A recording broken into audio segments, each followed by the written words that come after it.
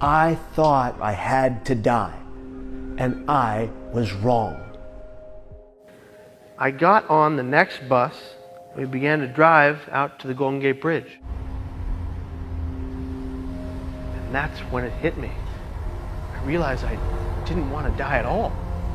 I realized that I said, well, what are you doing, Kevin? Get off the bus. I just wanted the pain to stop.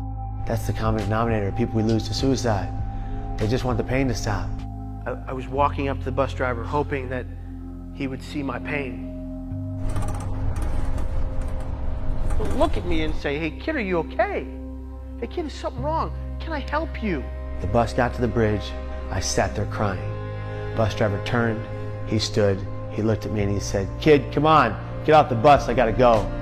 There was a guy to my left, said to the fellow next to him while pointing at me with his thumb, what the hell's wrong with that kid, with a smile on his face. I thought, that's it. Nobody cares. Nobody cares. Everybody cared. I just couldn't see it. I walked back toward the traffic. I ran as fast as I could, and I threw myself over the rail. The millisecond that my hands left that rail, instant regret for my actions, and the absolute recognition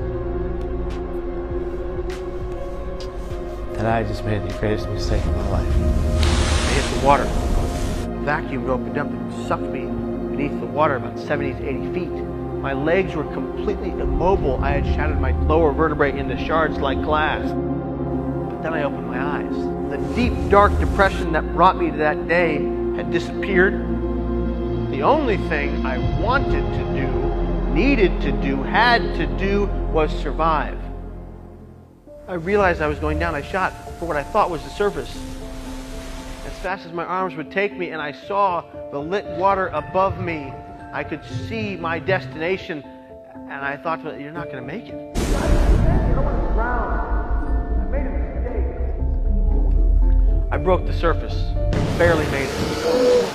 We're back now with Kevin Hiens, who at the age of 19 attempted to take his own life. Kevin, so what happened with the sea lion? When I resurfaced, I swam 70 feet with one breath and without the use of my legs.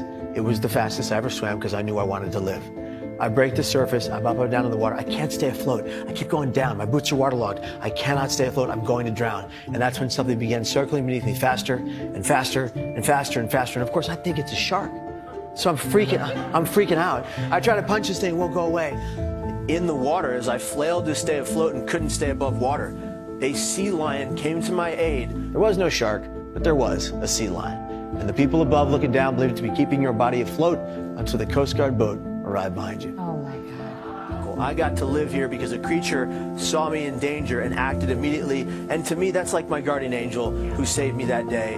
Along with the Coast Guard who pulled me out of the water, the Coast Guard arrived. They fished me out of the water and they started asking me a bunch of questions. The guy looks at me, he leans in and he says, kid, do you know how many people we pull out of this water that are already gone? And I said, no, and I don't want to know. And he said, well, I'm going to tell you. This unit has pulled 57 dead bodies out of this water and one live one. I said, kid, you're a miracle. I want to help people understand that their thoughts don't have to lead them to an attempt. Their thoughts don't have to become their actions when they're suicidal. Help change people's lives, okay? That's your goal. That's your life goal. Change people's lives for the better, okay? All right, I'll see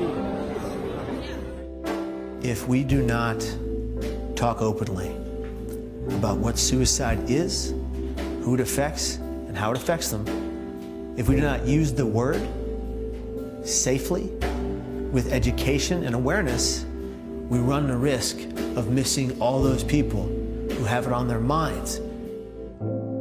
But I say to you now, the next time you see someone in obvious emotional distress, I beg of you to walk up to that person and say something to the effect of, are you okay?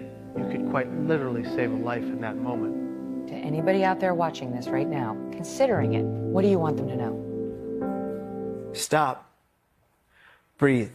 One thing you should never do is silence your pain. I silenced my pain for years.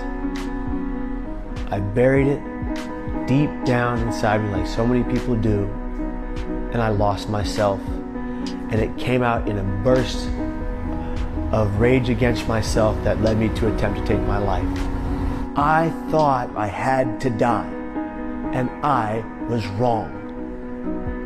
Learn from me.